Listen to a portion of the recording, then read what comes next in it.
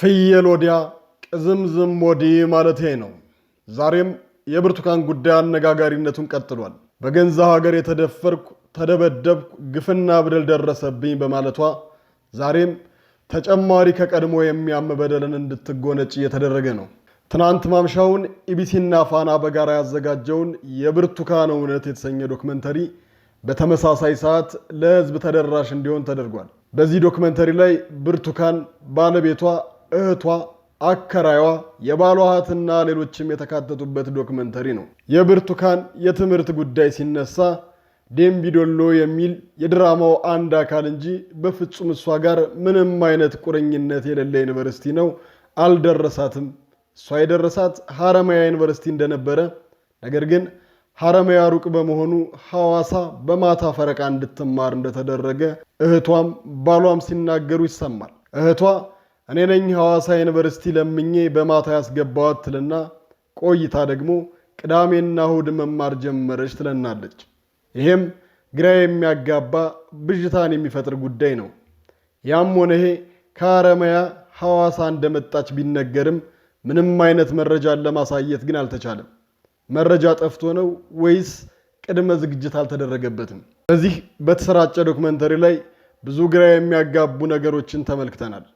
በዶክመንተሪው ላይ የተሳተፉ ሰዎች በሙሉ የጭንቀት የፍራቻ ስሜትን አይን ያለው ሰው አይደለም ድምፃቸውን የሰማ የተጨነቁበት ነገር እንዳለ በደንብ ያስታውቃል። ሲያወሩ ይንተባተባሉ፣ አንገታቸውን ይደፋሉ። ብርቱካን የተናገረችው ነገር እርስ በርሱ የሚጣረሱ ይሆናል። ባለቤቴን ያገኘሁት ከባለቤቴ ጋር የተጋባሁት ድንግል ሁኜ ነው ስትል ትቆይና በሌላ መንገድ ደግሞ ስላረገዝኩኝ ተጋባሁ ትላለች። እርጉዙን ድንግል ምንድነው? እንዴትስ ተቻለ? የኛም ጥያቄ ነው። ወይስ የተጻፈው ስክሪፕት ጀነሩ ምንድነው ያስብላል። ጋብቻ የተፈጸመው በባህላዊ መንገድ እንደሆነ ተደጋግሞ የተነገረ ቢሆንም የጋብቻ ፎቶአቸው ላይ አንድም ባህላዊ ፎቶ መመልከት አልቻልንም። ከዛም አልፎ የብርቱካንም የባለቤቷን ቤተሰቦች እናት አባት በሕይወት እንዳሉ ቢገለጽም በጋብቻ ፎቶ ውስጥ ተካተው ግን አልታየም። ቤተሰቦቻቸውንና ያደጉበትን ማህበረሰብ በማክበር ጎጃም ድረስ ሂደው ጋብቻቸውን የፈጸሙት ግለሰቦች እንዴት የቤተሰብ ፎቶ አልተነሱም? ወይስ የዶክመንተሪው አካል መደረግ አልተቻለም? ይሄም ሌላኛው ጥያቄ ነው።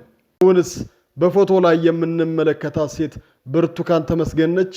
ወይስ ዶክመንተሪው እንደሚለው አንድ መልክ ሁለት ማንነትን የተላበሰች ሁለት መልክንም ያካትታል? ሰዎችን በያሉበት ሰብስቦ ዶክመንተሪ የሰራው ኢቢሲ የልጅቱን እናትና አባት በሕይወት ካሉ አምጥቶ ለሕዝብ ማሳየትስ ለምን ከበደው?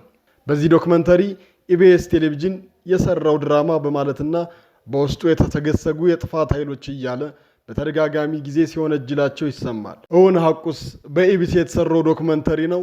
ለዚህ የሚሆን ማረጋገጫ ምንድን ነው ብንል መልስ የሌለው ጥያቄ ነው። ምናልባትም ተሰራ የተባለው ድራማ የበለጠ የተሰራለት ይመስላል። ቀድሞውኑ እውነትነትን ለማመን ከሚያስቸግሩ ነገሮች ውስጥ ከተናገሩት አንዱ የሆነው የብርቱካን ባለቤት የቡና ባንክ ሰራተኛ እንደሆነ፣ እጅግ በጣም ጥሩ ብር እንደሚከፈለው፣ ምንም አይነት የገንዘብ ችግር እንደሌለበት፣ ተትረፍርፈው እንደሚኖሩ፣ ከዛም አልፎ የብርቱካንን የልብ ህመም ሕክምና በሱ ደሞዝ እንደሚችል፣ በአጠቃላይ በእነሱ ቤት ውስጥ ምንም አይነት የኢኮኖሚ ችግር እንደሌለ የተናገረ ሲሆን ኢትዮጵያ ውስጥ ያውም በዚህ የኑሮ ውድነት እሱ እንዳለው በአንድ የባንክ ሰራተኛ እንደዚህ በድሎት ይኖራል ወይስ ሌላ ሊነገር የተፈለገው ታሪክ አለ? ይህም ተጨማሪ ጥያቄ ነው። በዚህ ዶክመንተሪ ላይ ከብርቱካን ጉዳይ ባሻገር በርካታ ሀሳቦች ሲነሱ በአጠቃላይ ፖለቲካዊ ፕሮፓጋንዳን ለመጠቀም እንደተፈለገ ያስታውቃል። ዘመቻ አንድነት፣ የጥፋት ኃይል፣ የዩቱብ ቁማርተኞች፣ ሀገር አፍራሾችና የመሳሰሉት ሀሳቦችን ለማንሳትና አጋጣሚውን ተጠቅሞ መልእክትና ሀሳብን ለማስተላለፍ ተሞክሯል።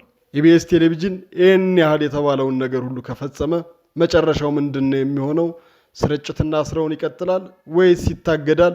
የጥፋት ኃይል በውስጡ ተሰግስገው በዚህ ልክ ሀገርን የሚያናጋ ድራማ ከሰራ መጨረሻው ምንድን ነው የሚሆነው? ጥፋተኛ ከተባለው ኃይልስ ለምን ስማቸው አልተጠቀሰም? የፕሮግራሙ አቅራቢ የነበሩት ስማቸው እየተጠቀሰ የጥፋቱ አንድ አካል ያልተደረጉት ለምንድን ነው? ኢቢኤስ ቀጣይ ዕጣ ፈንታው ምን ይሆናል የሚለውን በሌላ ቪዲዮ እንመለስበታለን።